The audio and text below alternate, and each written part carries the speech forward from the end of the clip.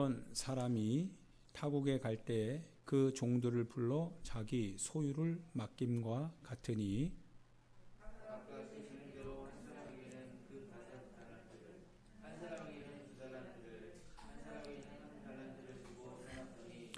다섯 달란트 받은 자는 바로 가서 그것으로 장사하여 또 다섯 달란트를 남기고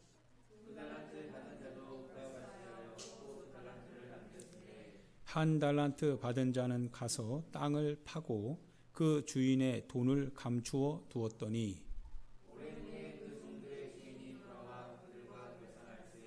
다섯 달란트 받았던 자는 다섯 달란트를 더 가지고 와서 이르되 주인이여 내게 다섯 달란트를 주셨는데 보소서 내가 또 다섯 달란트를 남겼나이다.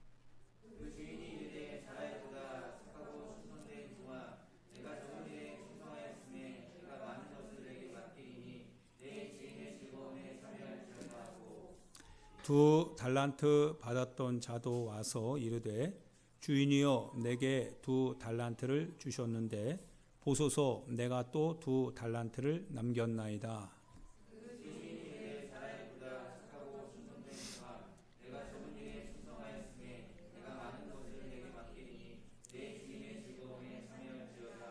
한 달란트 받았던 자는 와서 이르되 주인이여 당신은 굳은 사람이라 심지 않은 데서 거두고 해치지 않은 데서 모으는 줄을 내가 알았으므로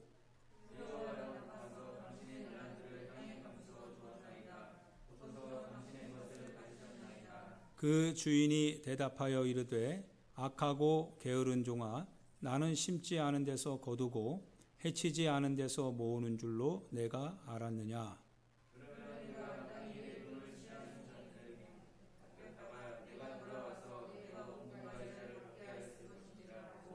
그에게서 그 한 달란트를 빼앗아 열 달란트 가진 자에게 주라.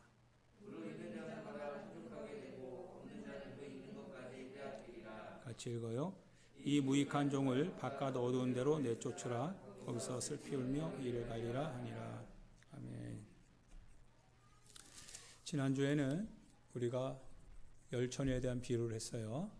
오늘은 이제 달란트 비유를 하게 됩니다.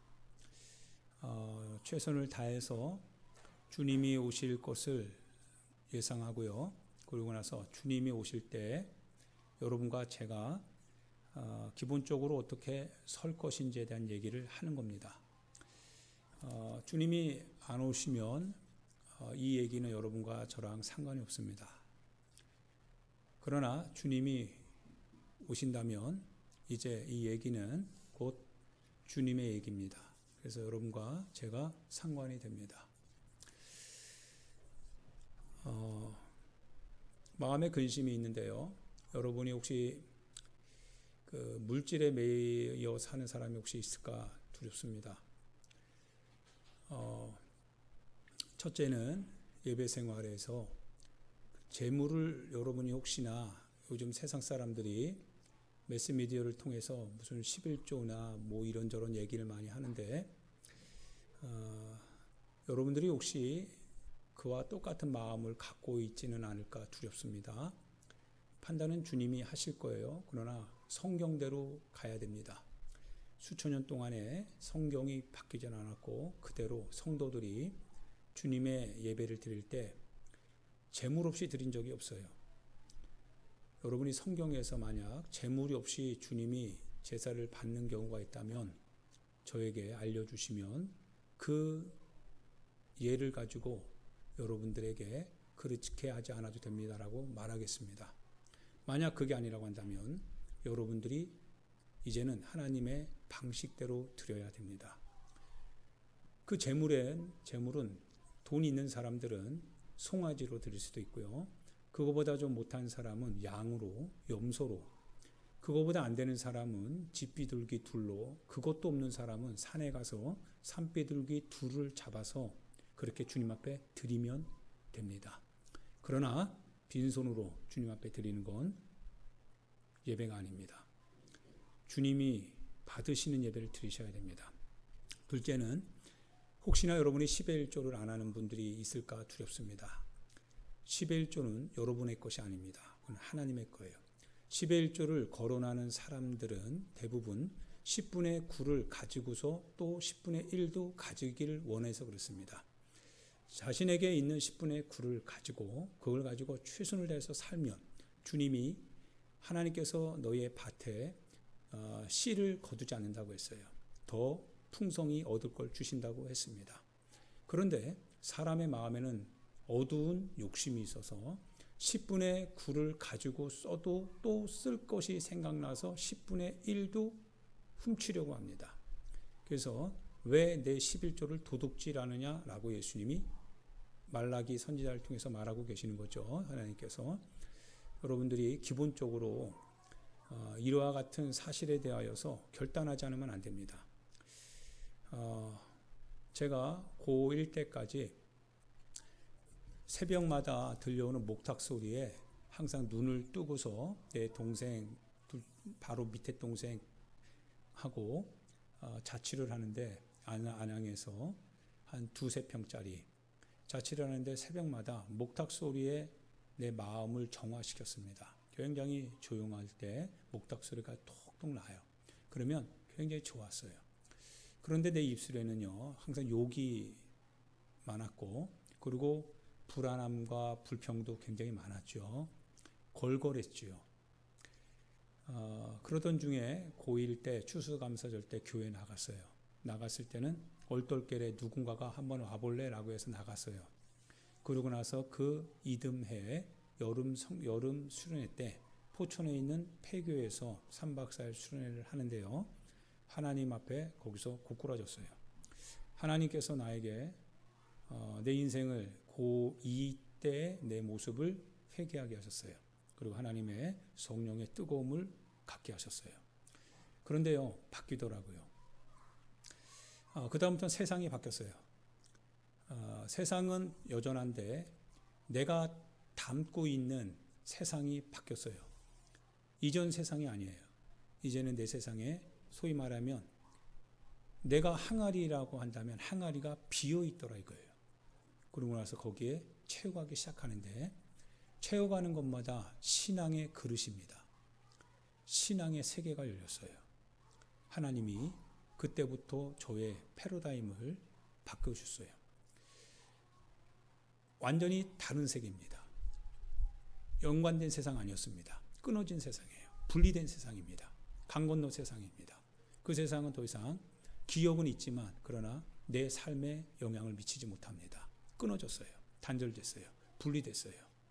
내가 생각하는 거, 내가 말하는 거, 내 비전과 내 미래와 내 삶은 이제 새로운 세상입니다. 분리하지 않으면 여러분은 계속적으로 육의 사람으로 살게 됩니다. 물질도 마찬가지입니다. 분리시켜야 됩니다. 여러분이 여러분의 자신의 손에 들고 있다고 해서 여러분의 것이 아닙니다. 분리시켜야 됩니다. 주님이 주시겠지만 똑같은 물질이지만 어떠한 물질의 세계관을 갖고 사느냐가 달라질 겁니다.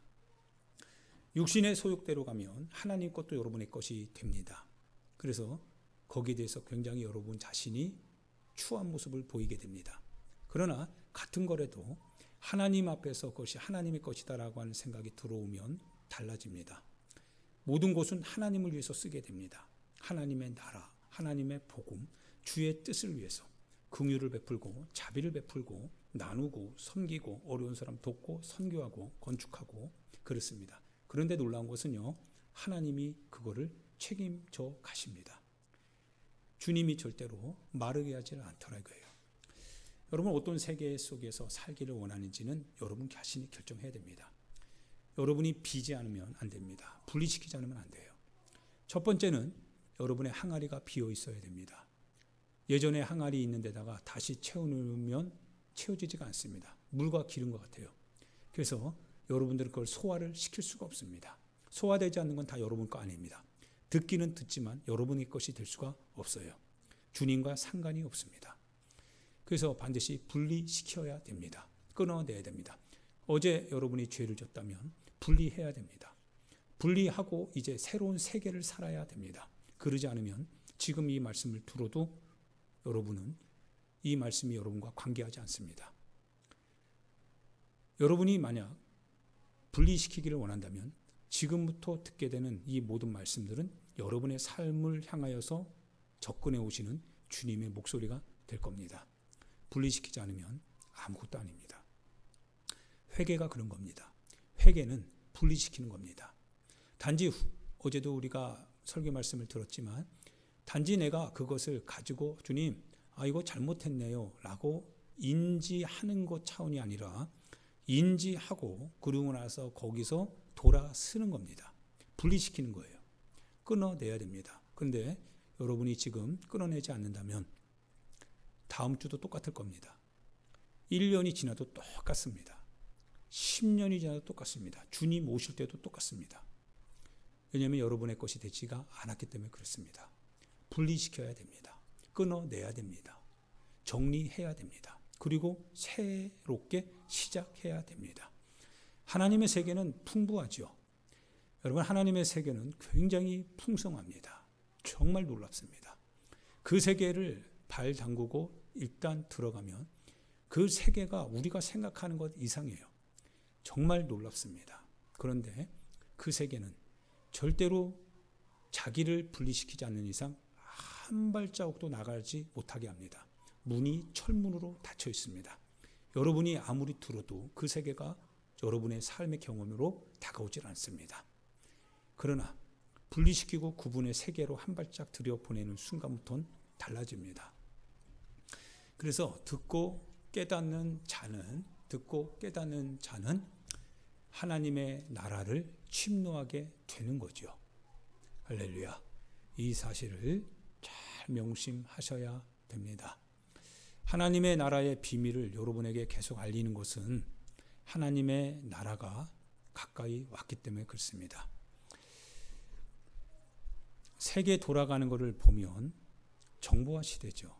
여러분의 인적 사항과 여러분의 모든 생리적인 사항들이요, 세계 안에 다 젖어 있지요. 다 정보망 안에 잡혀 있는 상태입니다. 백신이라고 하는 문제를 통해서도 볼 때요, 여기에 대하여서 이렇게 저렇게 이거는 의무적으로 우리 가운데 적용되는 경우도 굉장히 많지요. 의무적으로.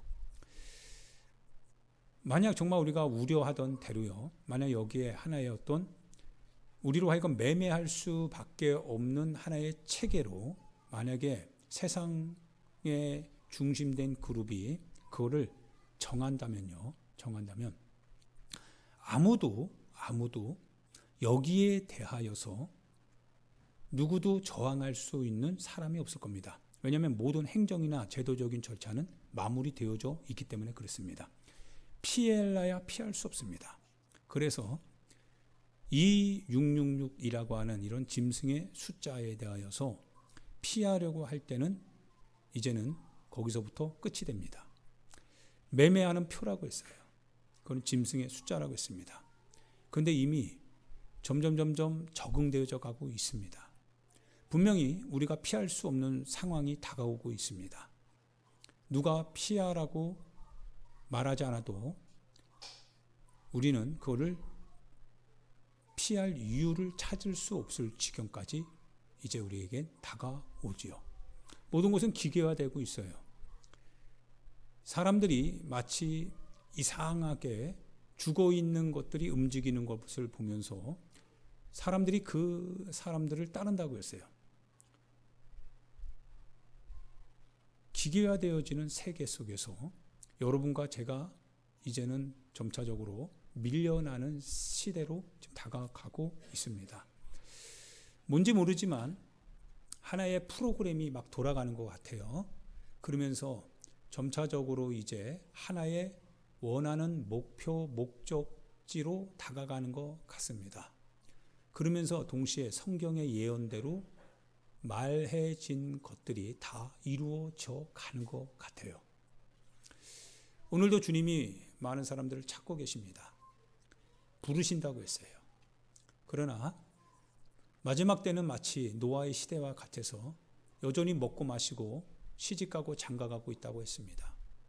언제까지냐면 자기 영혼이 물에 빠져 죽을 때까지, 방주의 문이 닫힐 때까지 전혀 깨닫지 못했다가 죽는 순간에 문이 닫힌 다음에 깨닫고서 들어가려고 하는데 이미 문은 닫힌 거죠. 그래서 예수님께서 거듭거듭 사복음서부터 시작해서 사도들에게 그리고 교회들에게 지금까지도 계속 말씀하시는 것이 무엇이냐면 그날에 깨어있어 기도하라고 하는 말씀입니다. 너희가 깨어있어라. 영적으로 깨어있어라. 그래서 24장 마지막 부분에 깨어있어서 그 주인이 오실 때 그 집 사람들을 양식, 때를 따라 양식을 나눠줄 자가 누구냐? 그 지혜 있는 자가 그렇게 하는 것을 보고 올 때 그 주인이 와서 그 종을 칭찬할 것이다 하셨지만 그러나 때가 이르지 않았다라고 해서 먹고 마시며 즐기며 술 취하고 세상 친구들, 세상 현실과 타협해 가면서 살아가는 그런 종들은 주인이 오시는 날 심히 외식하는 자가 받는 벌에 취하여서 밖에 나가 쫓겨나 울며 이를 감이 있다고 하였습니다. 여러분과 제가 잘 준비되어져야만 하겠습니다. 열처녀 비유를 하면서요, 다섯 처녀의 어리석음은 기름이 없었다라고 하는 사실입니다. 여러분과 제가 기름을 준비할 때입니다. 기름을 준비할 수 있을 때 반드시 기름을 준비해야만 합니다. 기름을 준비해야 될 때 준비하지 않는다면 준비할 때가 올 때 여러분이 준비한 후에는 그 문은 더 이상 여러분과 관계없는 문이 됩니다. 준비하셔야 됩니다. 준비한다라고 하는 것은 첫 번째 알아야 됩니다. 그래서 여러분들이 여러분의 생각을 내려놔야 됩니다.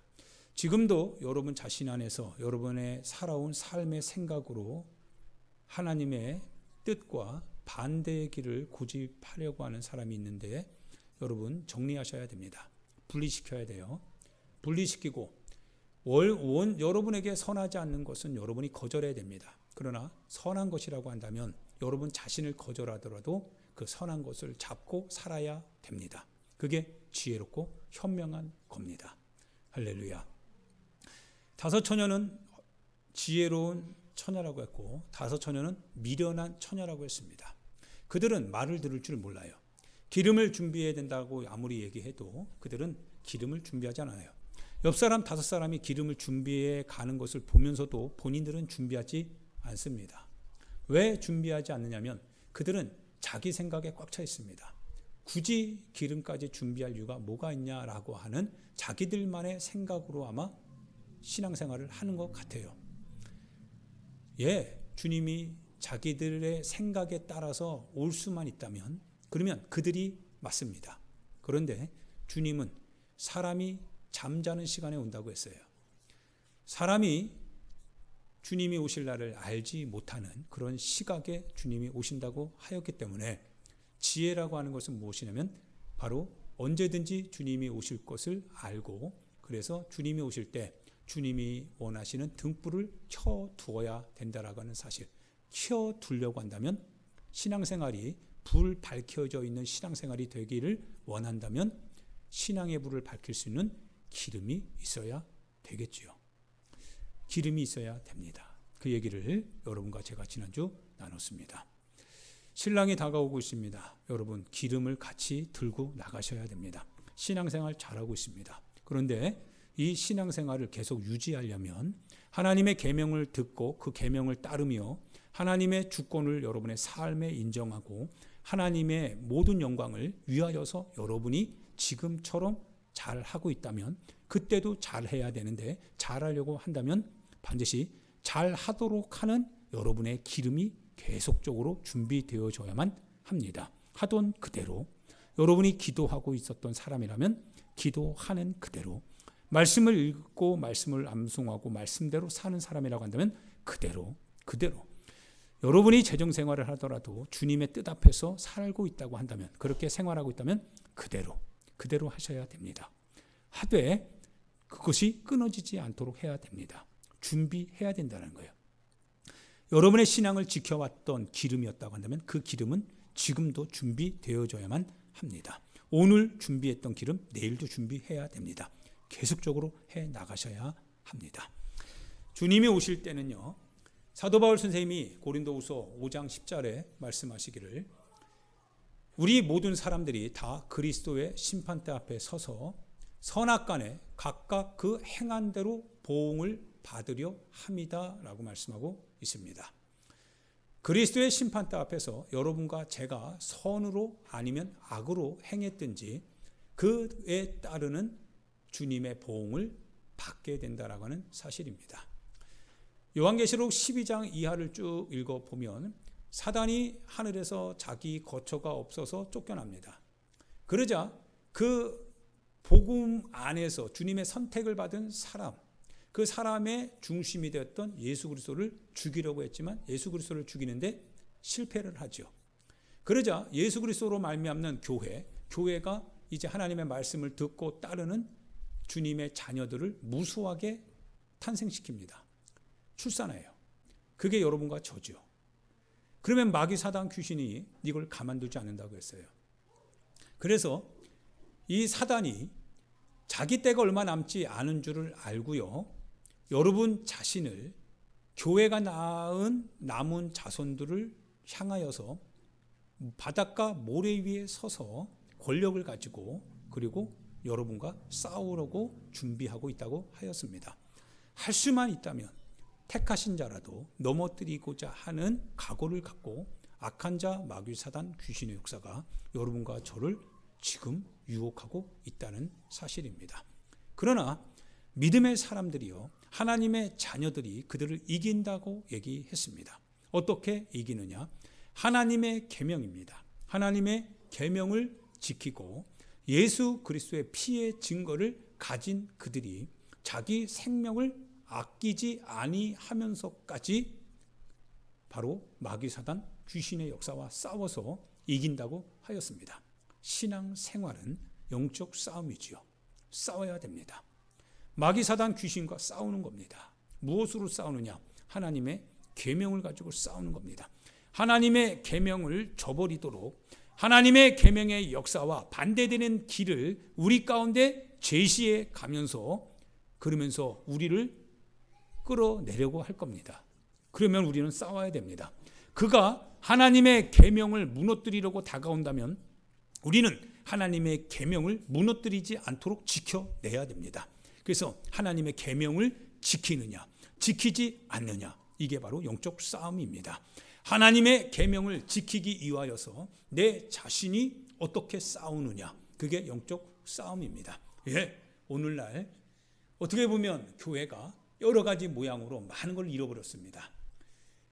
교회 안에서 지금까지 철옹성 같을 것이다라고 했던 안식일과 그리고 예배생활, 10의 1조에 대한 생활 그리고 성도의 교제, 모이기를 힘썼던 이런 생활들이 그것이 철옹성같이 지켜왔었지만 지금은 와르르 무너져 가고 있습니다. 어떻게 보면 이미 무너진 지 벌써 무너지는 그 징조가 예전부터 있었다라고 얘기할 수 있습니다.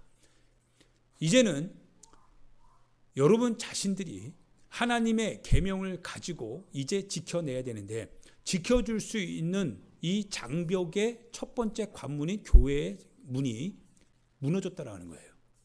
여러분 자신이 이제는 지켜내야 됩니다. 싸워야 되는 거예요. 싸워야 됩니다.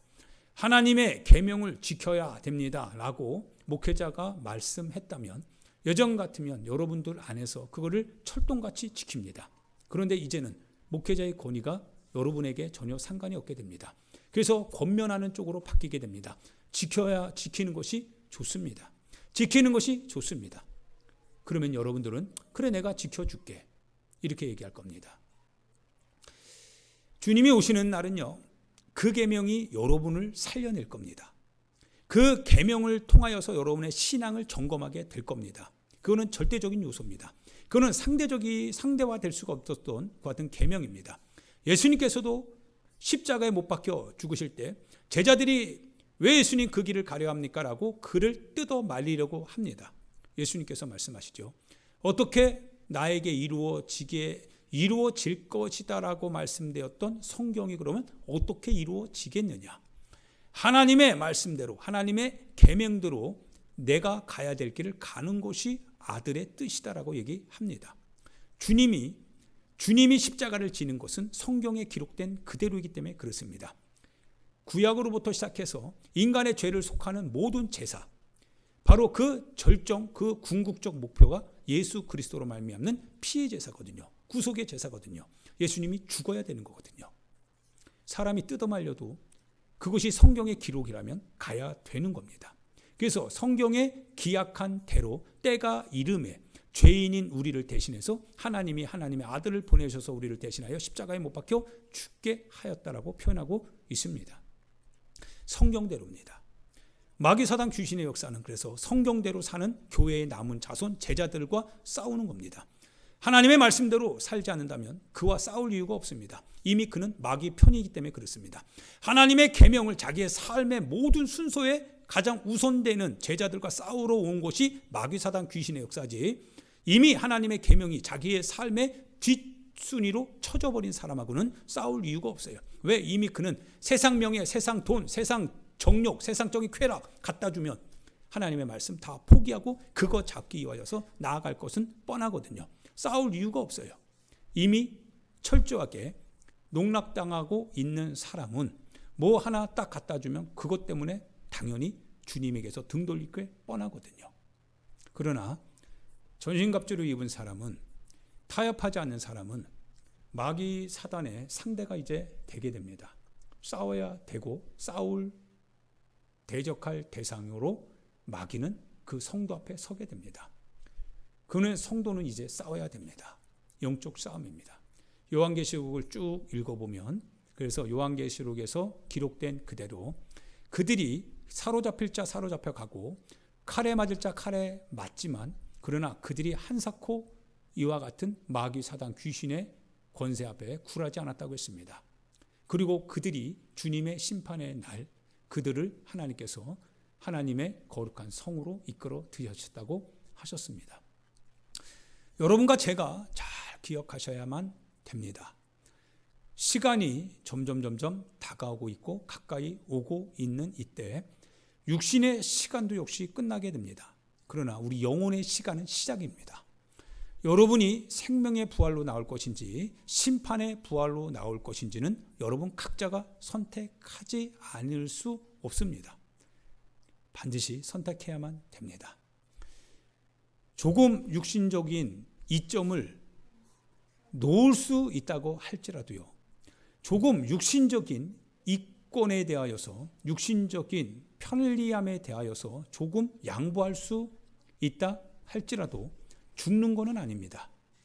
그것이 여러분의 삶을 파괴시키고 여러분의 육신의 시간들을 파괴시키고 그러지 않습니다. 오히려 그와 같이 주님의 나라를 위해서 밭도 자녀도 부모도 다 포기한 사람은 예수님께서 말씀하시는 바 이 땅을 살면서 100배나 더 받는다고 하셨고 영생을 받지 못할 자가 없다고 하였습니다. 우리는 주님의 약속을 믿고 따라갈 때 약속하신 주님의 말씀에 생명이 있으며 그 생명이 여러분과 나의 영혼을 살릴 것을 알기에 결단이 중요합니다. 내가 하나님의 말씀을 듣고 결단할 때 결단한 이후에 하실 몫은 주님께서 하셔야 됩니다. 주님이 약속을 지키시는지 지키시지 않는지는 그건 주님의 몫입니다. 그러나 우리의 몫은 주님이 하실 수 있도록 우리 자신을 주님께 맡겨야 되는 것은 우리의 몫이지요.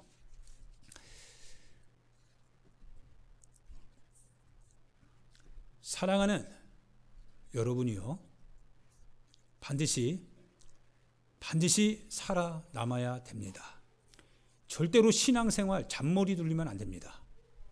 다시금 부탁하는데 잔머리 굴리면 여러분 영혼 가지고 도박하는 것과 똑같습니다. 절대로 잔머리 굴리시면 안 됩니다. 신앙은 정통대로 가야 됩니다. 그대로 가셔야 됩니다.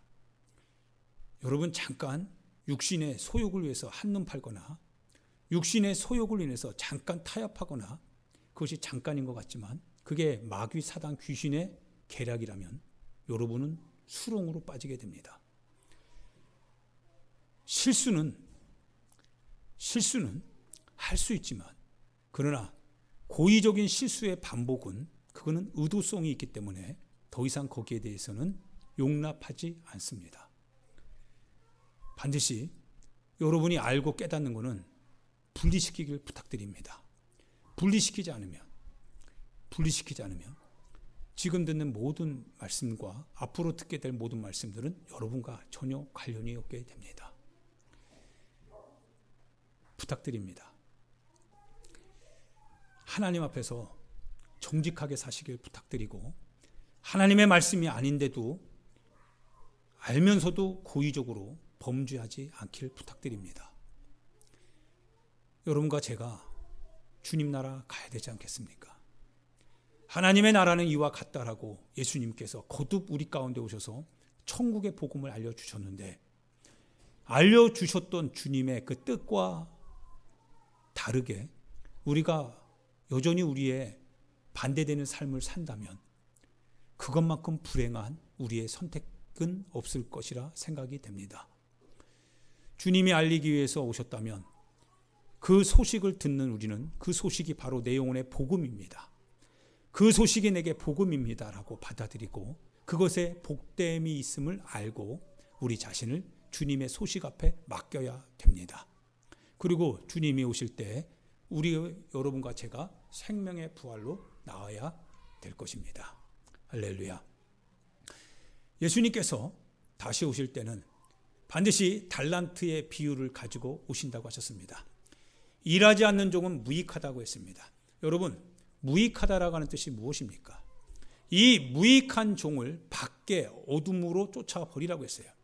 하나님의 나라에 무익하다라고 하는 겁니다. 하나님의 나라에 무익한 종. 그는 자기 생각대로 하나님이 주신 것을 땅에 묻어두고 사는 사람입니다. 그리고 땅에 묻어두고서는 하나님 앞에서 자기 뜻과 다르면 불평하는 사람입니다. 그는 한 달란트 받은 사람입니다. 주님이 주셨습니다. 한 달란트 주님이 주셨습니다.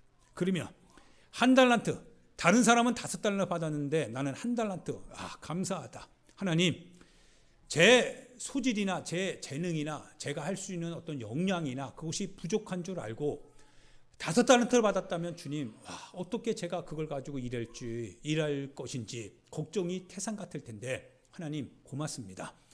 한 달란트 정도라고 한다면 그러면 주님 요거 한번 은행에라도 맡겨서 이자라도 불려내도록 하겠습니다. 예, 주님이 주셨으니까 내가 할 수 없는 일, 그러면 내가 할 수 있도록 누군가를 밀어주겠습니다.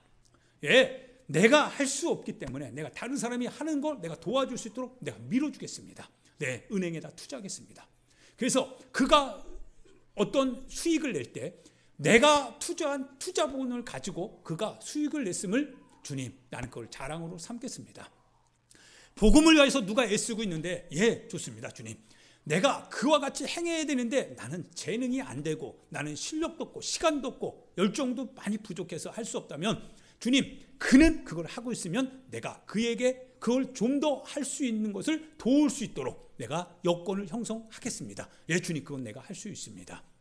한 달란트 받은 자가 적극적으로 주님의 마음을 갖고 그렇게 장사했다고 한다면, 은행에 맡겨서 이자라도 불려냈다고 한다면 주님이 그것을 요구하실 때 주님, 나는 비록 부족해서 많은 걸 하지 못했지만 그러나 주님, 나는 이렇게라도 이자를 불려냈습니다. 그러면 주님이 그 한 달란트 받은 자의 책망의 소리를 들어볼 때 너가 왜 그 한 달란트를 차라리 은행에 맡겨서 이자라도 얻을 수 있도록 네가 했어야 되지 않겠느냐라고 하는 주님의 그 소리를 내가 듣고 주님, 나 이자 가지고 왔습니다. 그렇구나. 그래, 잘했다. 네가 할 수 있는 역량만큼 네가 했구나. 그래, 나는 양적인 걸 따지지 않는다. 그러나 네가 내 것을 가지고 어떻게 해야 될지를 알고 그것을 최선을 다해서 그렇게 했기 때문에 거기에 대해서는 주님이 반드시 상을 주겠다라는 뜻이죠. 사랑하는 여러분, 그러나 만약 우리의 욕심과 우리의 생각이 고집스럽게 우리 영혼을 잡아 끌어내고 있다고 한다면 우리는 주를 위해서 주님이 세우신 은행에 우리는 저축하려고 하지 않을 겁니다. 모든 것은 다 나를 위하여서, 내 육신의 소욕과 내 육신의 정욕을 위하여서 다 사용되는데 필요할 뿐, 주를 위하여서, 복음을 위하여서, 주님이 원하시는 것을 위해서, 주님이 요구하실 것을 위해서 아니야, 난 그렇게 살고 싶지 않아 라고 할 겁니다. 그 사람이 받는 벌은 이젠 분명합니다. 바로 무익한 자가 받을 벌이지요. 주님의 나라에 전혀 유익하지 않은 겁니다. 여러분은 한번 여러분 자신을 돌아보시길 바랍니다. 여러분 자신이 지금 오늘 주님의 나라에 유익한 종입니까? 주님의 나라에 유익을 끼치는 사람들입니까? 아니면 주님의 나라와 전혀 상관없는 무익한 사람입니까? 여러분이 지금 복음을 위하여서 애쓰고 수고하는 이 모든 지금 복음의 움직임에 여러분 자신이 지금 관여하고 있는 사람입니까? 아니면 무관심한 사람입니까? 하나님이 주신 건강, 하나님이 주신 재산, 하나님이 주신 여러분의 여러 가지 것들, 그러나 그것이 단지 하나님의 나라와 관계없는 여러분 자신을 위한 것인지 하나님의 나라의 유익을 위하여서 지금 사용되고 있는 것인지 한번 생각해 보시길 바랍니다. 차라리 힘이 있다면 빗자루라도 들어서 하나님, 내가 교회를 쓸겠습니다. 내가 주의 나라, 주의 성도를 위해서 내가 쓸겠습니다. 차라리 내게 움직일 수 있는 걸음이 있다고 한다면 내가 주님 주보를 들고서라도 지나가는 사람에게 내가 주보 한 장씩 나누면서 내가 복음을 전하겠습니다. 주님, 내가 직접 선교하지는 못하지만 그러나 주님, 선교하는 그 사람들을 위해서 내가 가지고 있는 돈 얼마 되진 않지만 그러나 내가 그것을 선교로 쓸 수 있도록 주님, 그들을 후원하겠습니다. 우리가 주의 나라를 위해서 유익하게 할 수 있는 방식은 너무나 많습니다. 그런데 우리 마음이 분리되지 않으면, 내 자신의 것과 분리되지 않으면 엄청나게 풍성하게 많은 우리 영혼을 유익하게 할 수 있는 많은 것이 있음에도 불구하고 우리 자신은 어느 것 하나를 받아들이지 않습니다. 왜냐하면 내가 오늘 사는 세계는 나를 위한 세계지 주님을 위한 세계가 아니기 때문에 그렇습니다. 한 달란트 받은 자의 세계관이지요. 5달란트 받은 자가 있습니다. 2달란트 받은 자가 있는데요. 놀랍습니다. 5달란트 받은 자의 모습처럼 저는 살지 않는 것 같아요. 아직은 저도 부족해서 2달란트도 아닌 것 같습니다. 저는 그래요. 한 1달란트 보다는 조금 많은 1.5달란트 정도 되지 않을까 싶습니다. 5달란트 받은 자가 있어요. 이분은 정말 어떻게 저렇게 섬길 수 있을까? 아니, 저 사람을 봤을 때는 크게 많은 거를, 건강도 어떤 지혜도 스펙도 그렇게 많지 않은 것 같은데, 그런데 많은 것을 가진 사람보다 어떻게 보면 저 사람은 어떻게 저렇게 더 할 수 있지? 하나님의 주시는 영적 5달란트를 가진 그 사람은 그거를 할 때마다 그의 삶은 더 풍성해지기 시작합니다. 영적인 풍성함이 넓어지는 거예요. 영적인 기쁨과 영적인 감사와 영적인 뿌듯함이 더 넘쳐나니까 5달란트를 가지고 5달란트를 더 불려내더라 이거예요. 대단하죠. 사람이 눈으로 계산이 안 됩니다. 볼 수가 없거든요. 그런데 그 사람의 마음속에는 자꾸 불어나는 거예요. 하나님의 나라가.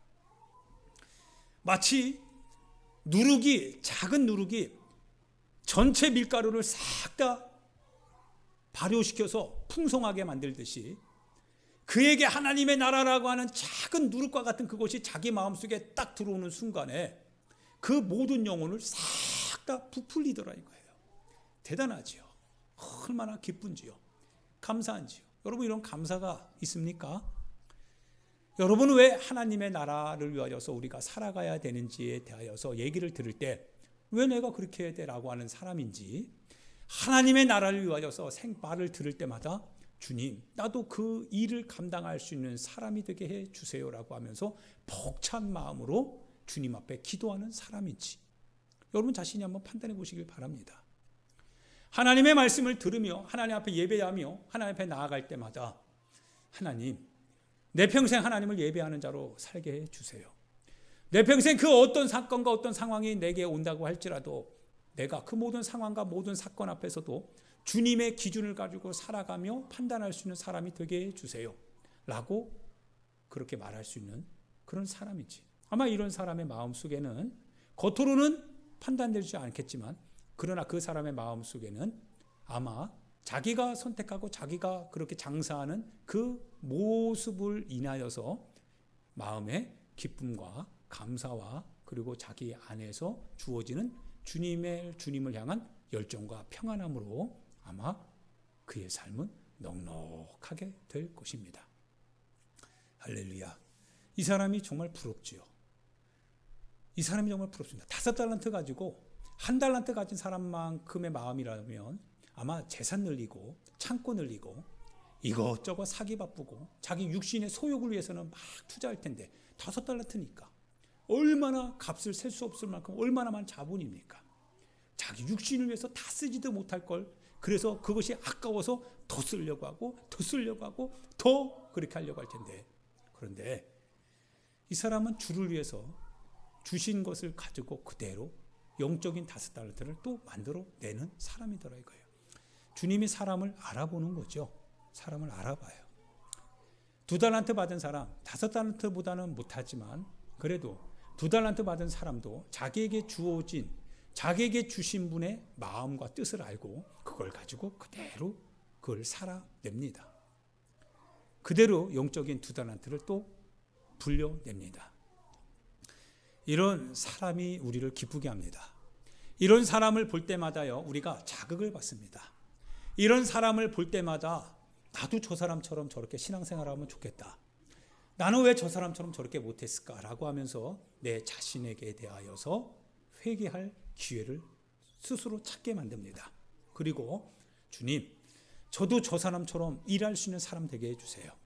나도 저 사람처럼 저렇게 정말 겉으로 볼 때는 볼품이 없는 것 같은데 그런데 저토록 저 사람은 다른 사람과 달리 저렇게 할 수 있으니 그러면서도 얼굴에는 하나 그늘진 것이나 찡그리거나 불평이나 불만이 없는데 주님 나도 저 사람처럼 저런 마음 가지고 살면 좋겠습니다. 이런 자극과 격려와 영적인 그러한 하나의 채찍을 받게 됩니다.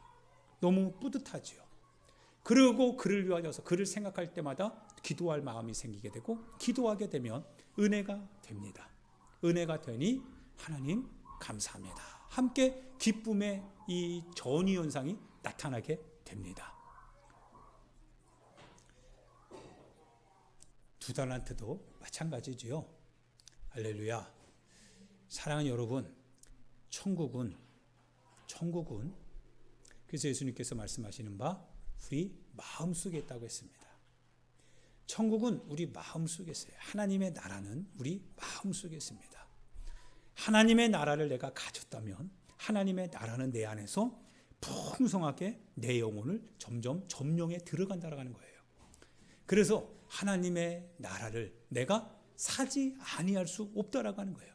작은 나라인 것 같아서 내가 그거를 내 마음에 심었는데 어느 날 보니까 내 마음의 모든 것들이 그 작은 나무 위에서 쉼을 얻더라 이거예요.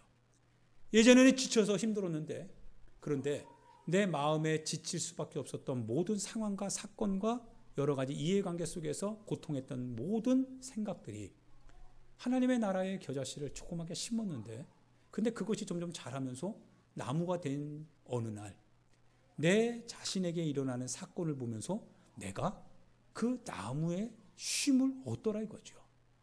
거기에 가서 내가 쉼을 얻는 거예요. 나뿐만입니까? 아니요.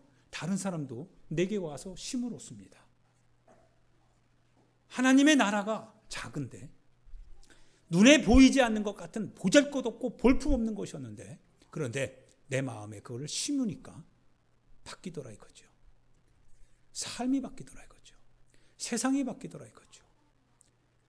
내가 살아가는 삶의 방향과 방법이 바뀌더라 이거죠. 그러면서 주님이 주시는 평안과 주님이 내게 주시는 복이 나에게 절대적인 기준으로 바뀌더라 이거죠. 할렐루야. 이게 하나님의 나라입니다. 그래서 5달란트도 2달란트도 실은 하나님의 나라를 내가 가지고 있다면 내가 하나님의 나라를 가지고 있다면 5달란트가 내게 주어진다면 그대로 5달란트는 내가 하나님의 나라를 가지고 있는 만큼 그만큼 불려낼 수 있다라는 뜻입니다. 그러나 하나님의 나라보다 내 자신이 내 안에 꽉 차 있다면, 그러면 아마 한 달란트 주님이 주시지만 불안하실 거예요. 불안하실 거예요.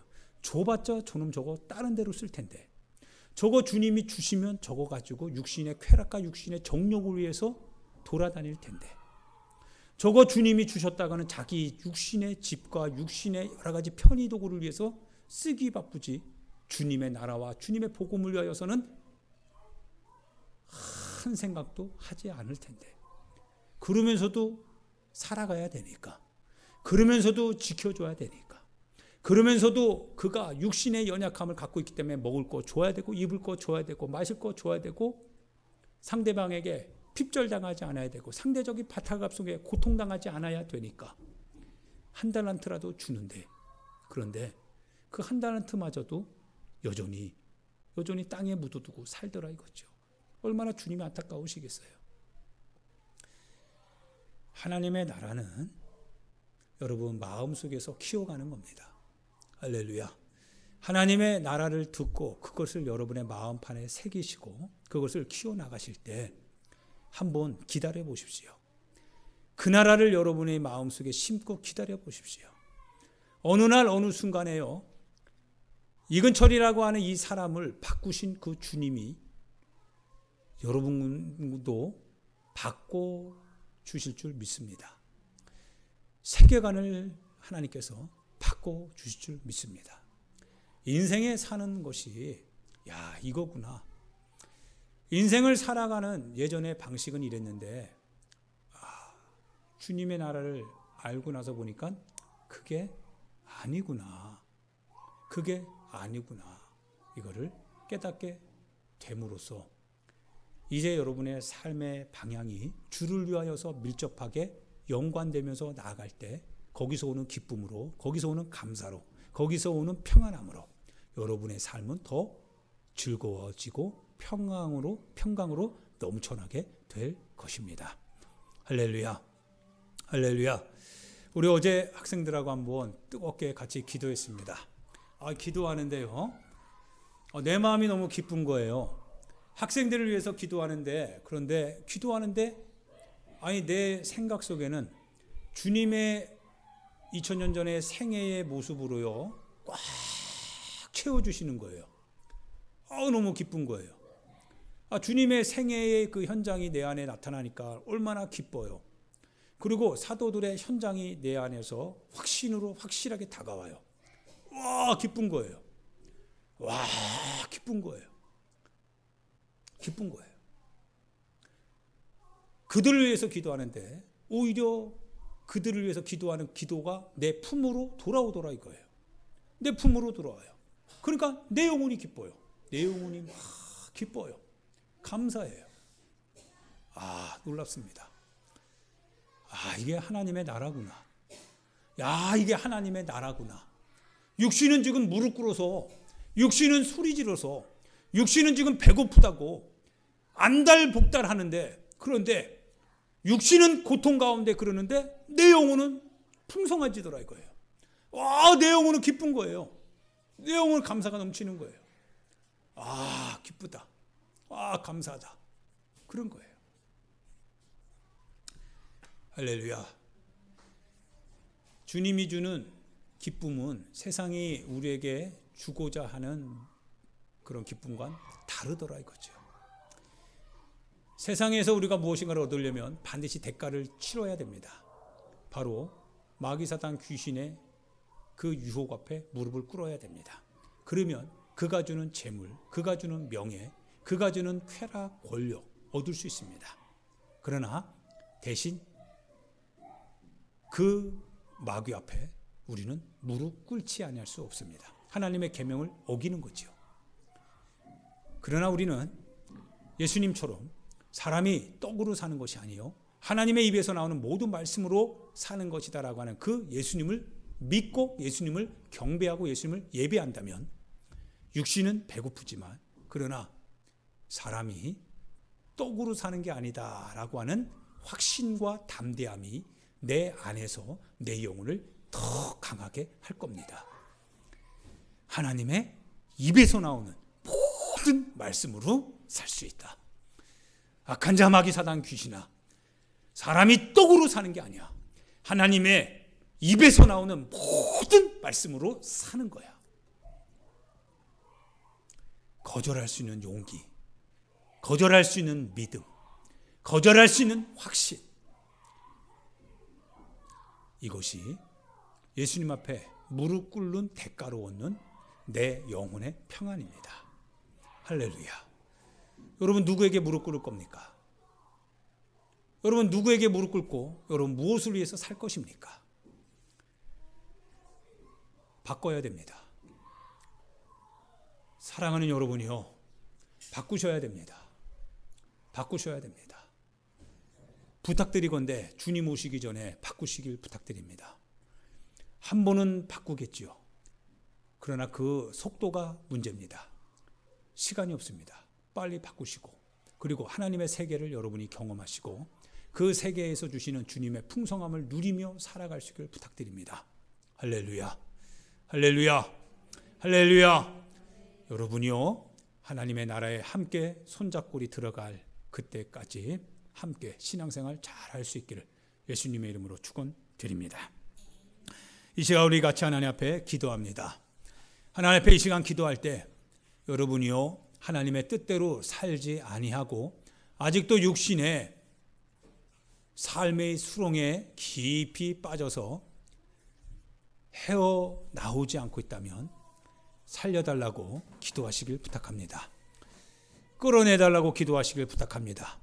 어두운 긴 터널을 이제는 좀 나오게 해달라고 부탁드리시길 부탁합니다. 여러분 주여 부르시길 바랍니다. 주여 부르시길 바랍니다. 부르실 때 내 영혼 좀 끌어달라고요. 내 손을 잡고 좀 나의 영혼을 수렁에서 터널에서 끌어서 살려달라고 주여 부르시길 부탁드립니다.